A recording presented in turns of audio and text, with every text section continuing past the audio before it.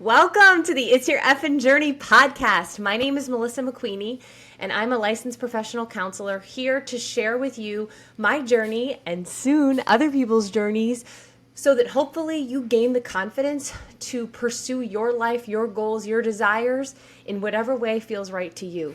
Wouldn't it be so freaking boring if everyone did the same things, had the same life? We celebrate all the differences that make you you, and your journey to a positive mental health really relies on you and what works for you. So without further ado, what time is it? Podcast time. It's a celebration. What time is it? Podcast time. So exciting. So first I need to share that, yes, speakers are coming. I wanted to start introducing speakers in the beginning of this season, which started in January, and I just didn't know how to do it. I had to figure it out. It's a fucking learning process. Anything is, right, guys? Your journey to success is a fucking roller coaster, and you're always going to be like, why am I not there yet? Why am I not there yet? And I want you to know that everyone feels like that at some point. And that's fun. It's part of the fun. You gotta embrace the journey. You have to roll with life and all the things it throws at you, and know that if you keep moving forward, you keep taking those steps, you're gonna get there eventually. And that's what's happened to me. So now through the growth of this podcast for this year, I am now going to have speakers finally, and I am so pumped. So the first one I have scheduled in September, and I hope to have them at least like every other week. And I'd love to hear from you guys on what would be beneficial to you. I know for me, I love stories of resiliency and survivors. I love stories about mental health and exercise. And I have invited, I think, 6 people so far to join the podcast. And if those 6 all join us, I know that they will blow everyone away. Like, I just can't wait for what's to come. So stay tuned for that. My first guest, I had told her, I think a year ago, like, I'm going to be doing these guest speakers, and I want you to be the first. And I'm so happy that she said yes and committed to a date. She's one of my sweet, sweet friends from Body, which is the MLM I was with for a long, long time. And I just know you're going to love her story, and I can't wait to share her with you and just like have other stories, because I love sharing myself, but it's not like I'm great, right? Like, but other people are really great too. And I want you guys to hear from all of them. I invited somebody yesterday on Instagram who I've been following for forever. She's a fucking survivor. Like, she has gone through so much grief. I think she's lost 2 children, maybe 3, a grandchild. And the way that she shares so authentically and so raw and vulnerably on Instagram, it always gives me something to think about. And I would love, I sent her a link to the podcast, so hopefully she'll check it out and say, yes, I want to join you. But regardless, I'll share her stuff with you, and so that you can benefit from it, because there's so much good in the world. We just have to access it. And if I can help you access other good stories, other good people that you can look up to and, you know, learn from, win. So I'm super excited for that. So that's coming in September. Again, if you have ideas, if you have people that you think would be a good fit for this show, you know, I think I've shared here before, like, sometimes people ask to be on the podcast, and I've never had anybody on it yet, but this is like my baby. So I am very, like, this is near and dear to my heart.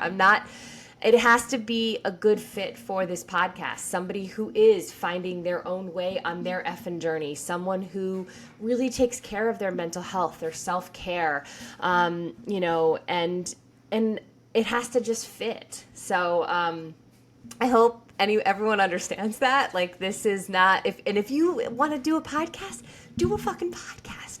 The world needs your voice, but your voice doesn't necessarily have to be on my podcast, if that makes sense. So let me know what would be beneficial to you and what you'd love to hear, and I just can't wait for what's to come.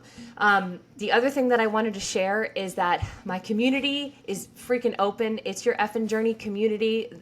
It's Your Effin' Journey, the community is open. It's free. It's a mental health resource for everyone. If you are listening, yes, this is for you.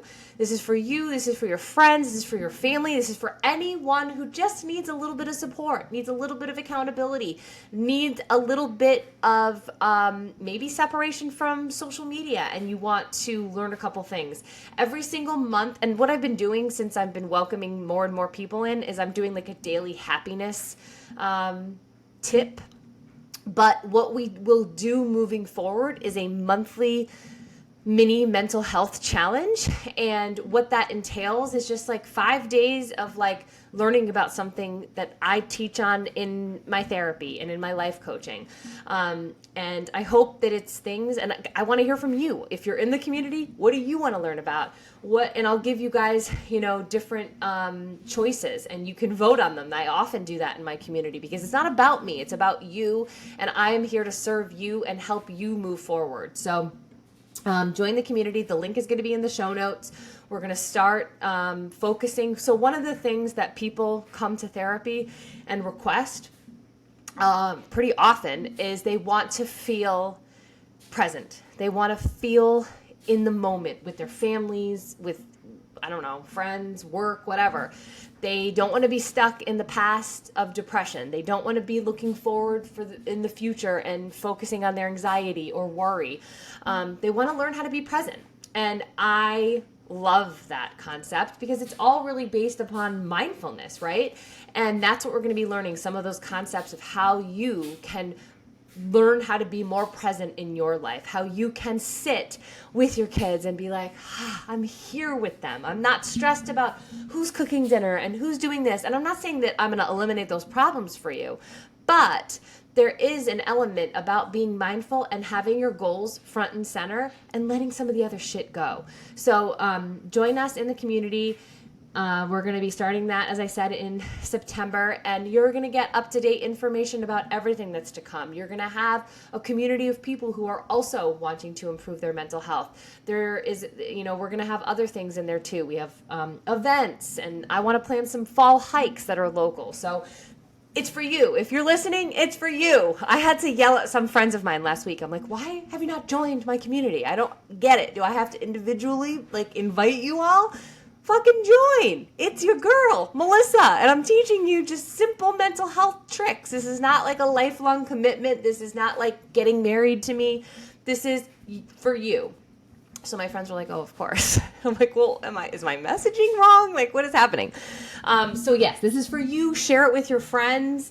I want to help everyone have a better handle on their mental health. And it starts from actually taking action. So have that action today be clicking join this community. Join this community. If you're listening to this, you're going to enjoy the community because I'm there and I'm running it. Okay, but what I want to talk about today, it's going to be a little quick episode, but or maybe it will. Who knows? I'm long-winded. But I wanted to share this mindset switch that I experienced the other day, or maybe like an awareness. I don't know. It was one of those moments that I was like, holy shit, I'm so grateful to be where I am right now. Even though I'm not where I want to be, right? Because we're not often reaching our goals yet, and it feels like it takes forever, but I'm so glad that I am where I am right now. And I'm going to tell you the story. So, okay. So, I have 3 kids. My oldest is Kaylin. She's going to be entering her junior year of college. Declan just started his sophomore year of high school, and Madikit just started 6th grade in middle school. And like many of you, my kids are older. They're all over the place. Kaylin has work and a boyfriend and friends, and Declan has got shit, and Madikit's got shit, and everyone's got activities and whatever. It's hard to come together as a family sometimes. And this summer, we did not take a summer vacation as a family because we went to Florida in March, and we're going to California in September. So, it was just I think the reason I love family vacations so much is that it is that time together, and you spend it. I feel like my kids, come together on those family vacations are just really great bonding times. Whereas, at home they tend to go in their rooms and stay to themselves. Like those family opportunities to get together are just really meaningful to me. So we started to get to like the end of the summer, and I was like, what is happening? Like we have not spent any time as a family like recently. Let's get something in the books so that we can just spend some time together, just the five of us, before everybody goes on to what they're doing in the fall. And there was no time. There was literally no time. I thought of this a week ago, and I forgot that Kaylin, my oldest, was going to Utah with her dad this week. And then the kids started, so she left Tuesday and the kids started school Tuesday as well. So Monday is usually her day off, but they had a special event at her work, so she had to work. So we found this window of time, Monday from 2 to 6. Now, for people who work, obviously, I can flex my schedule. Tucker can take time off or whatever. But then you have to add into account me, who oftentimes thinks that she's said something to someone and I may not have. So I know I told Tucker about the 2 to 6 window. I know I told Declan, and I know I told Madicket. When Monday came and I was like, who's ready for family time? Kaylin said, I can't, and I didn't know about it. And I was like, oh my motherfucking God. Great. I set this window up, blah. So I sort of took that. I'm like, okay, maybe I did not communicate that feeling, that plan, that desire to Kaylin. And so I took that. I'm like, okay, that's fine. Kaylin can't go. I knew she had the trip the next day. She had work. She had errands to do. She likes to get her workout in and eat her little egg whites and spinach and whatever she does. And so I'm like, okay. But I was upset. Tucker wasn't home yet because he was still in Newington. So he was going to meet up with us somewhere. And Kaylin was out. So it was just me, Madicket, and Declan. And at first I was upset. I was like, in my head, this is the only time that I've asked for. I don't ask for anything as a mom, and I can't even get it. And it was like that, wah, like, poor me. Life is hard, and I'm going to whine about it. And then I stayed there for probably, 5 minutes, maybe 5 minutes. And then I took a deep breath and I calmed down. I went on with Declan and Madicket, and we had a great time. We went to go get something to eat at Deep Roots, which is one of my favorite places to eat, in Granby. And they have the best ice cream in the world. Yes, I said in the world. So if you're listening from South Africa, the South Africans love my podcast, you got to come to Connecticut and you got to come to Grassroots. Tell them Melissa sent you. So we ate there, and I was totally in the moment. I was totally present, totally enjoying it. But it wasn't until, when was it? I don't know when it was, but at some point in this afternoon, it hit me that because I didn't let myself stay in that situation of, this isn't the way that I planned it. This wasn't what I expected. This wasn't the day that I wanted to have. This isn't, all of my family isn't here, so I can't enjoy it. Instead of staying there and letting go of how it actually went, I was present and able to enjoy it, and present and able to appreciate the moment. And I just need to explain how impactful this was for me, because it's hard to remember what my mindset was like 10 years ago, 15 years ago, 20 years ago.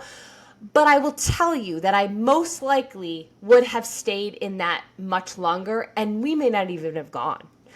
I may have just been like, well, it's not perfect. All 5 people aren't here. My family is not as one. We are not doing this. That could very well have been a possibility. I hope it wouldn't have been, but whatever. I've grown and that would never happen now. So instead of, and this is why we have to let go of expectations. And we have to let go of how we think things are going to go and just enjoy how they are actually going, who is actually there, who showed up. And I keep saying show up, and I talked about this in my stories, and I felt bad for saying it sort of that way because Kaylin would have wanted to be there with her family. It just didn't work out like timing wise. But who was there? And how could I pour into those relationships and enjoy that time with the people who were there, who were able to be there? This was huge because, and I talked about this, as I said in my stories the other night, but I want to go into more detail because you guys have also been here a while. And if you've heard that podcast that I posted, I don't even know when it was, a while ago. But I talked about the transition for us as a blended family of Kaylin, who is, as I said, going to be in her junior year of college. I talked about that in that podcast about how sort of fucked up that transition for us and her going to college was.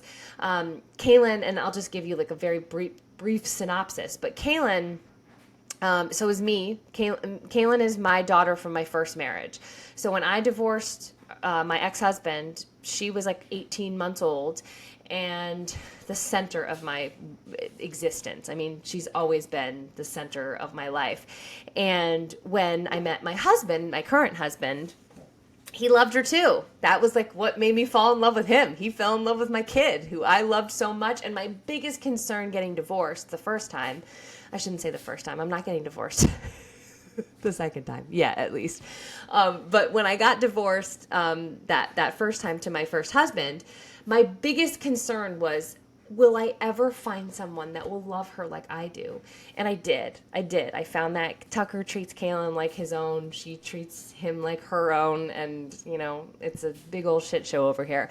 But when I had that, when we sort of got together and blended our family, right? Me, Tucker, and Kaylin was the center of that. Tucker and I never even had, like a lot of couples have their together time and then they have kids and then they have an empty nest. We never had together time. We had family time from the get-go. Family time, and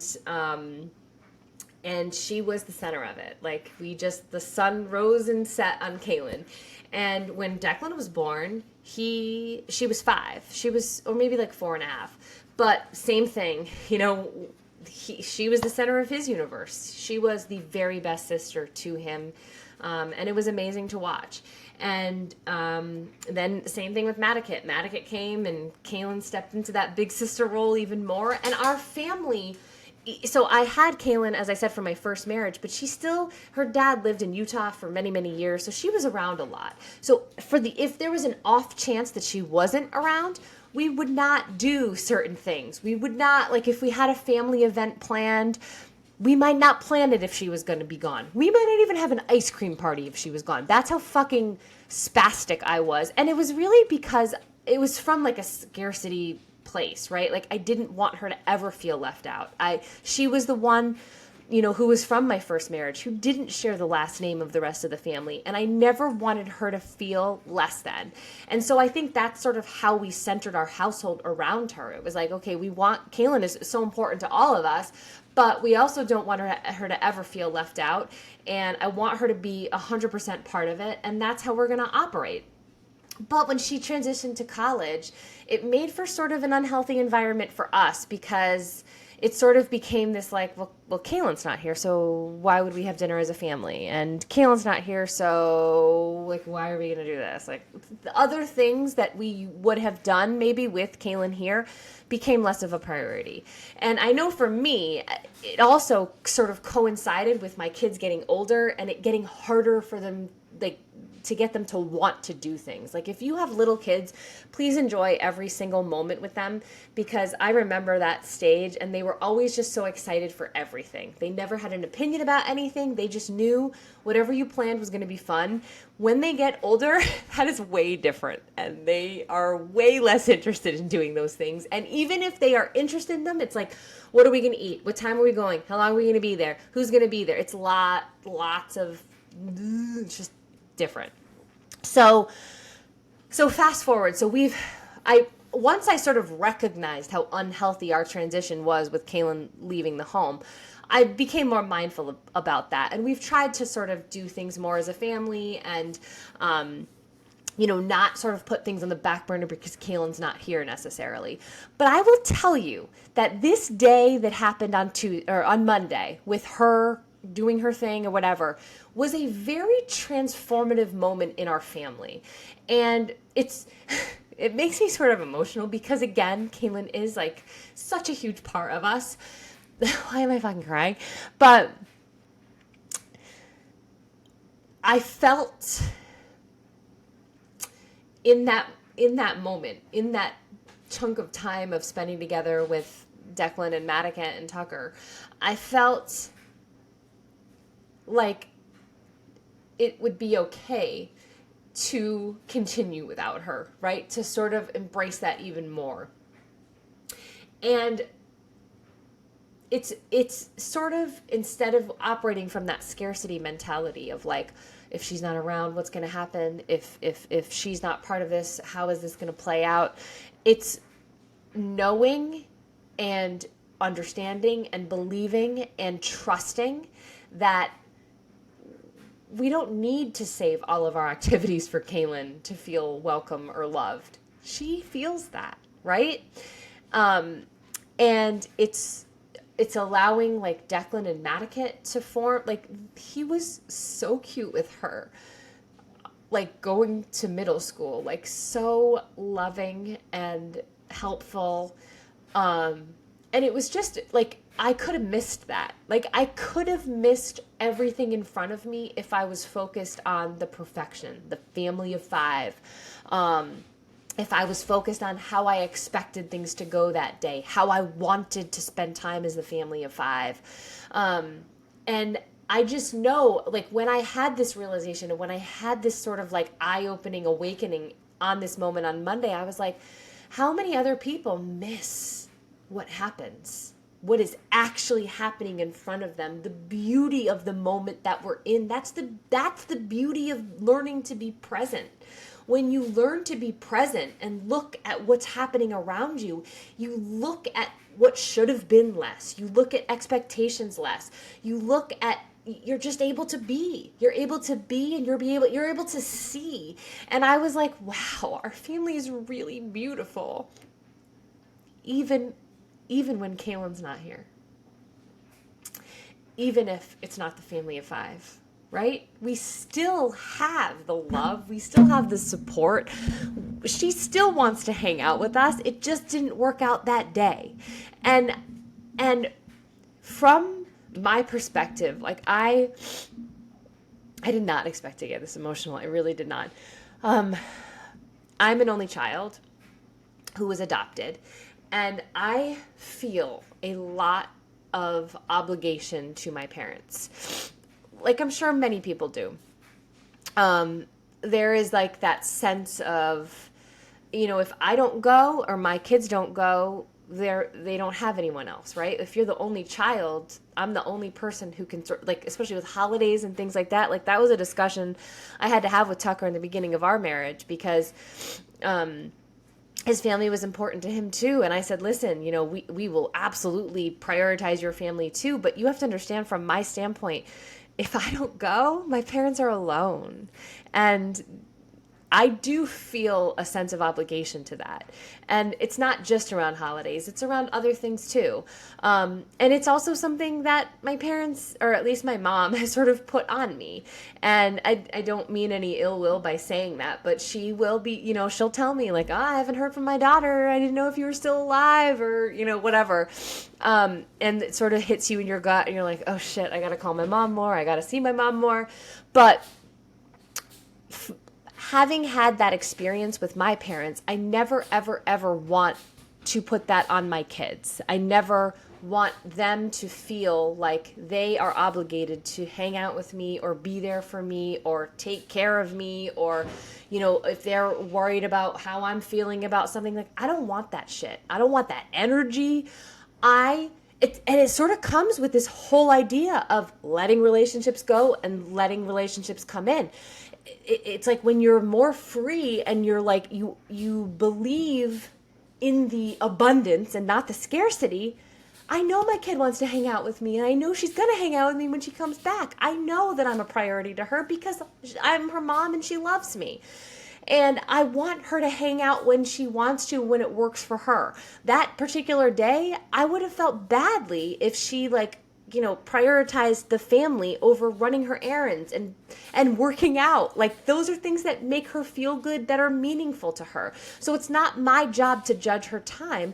And I want to enter this adult relationship with my oldest daughter, who I love so fucking much.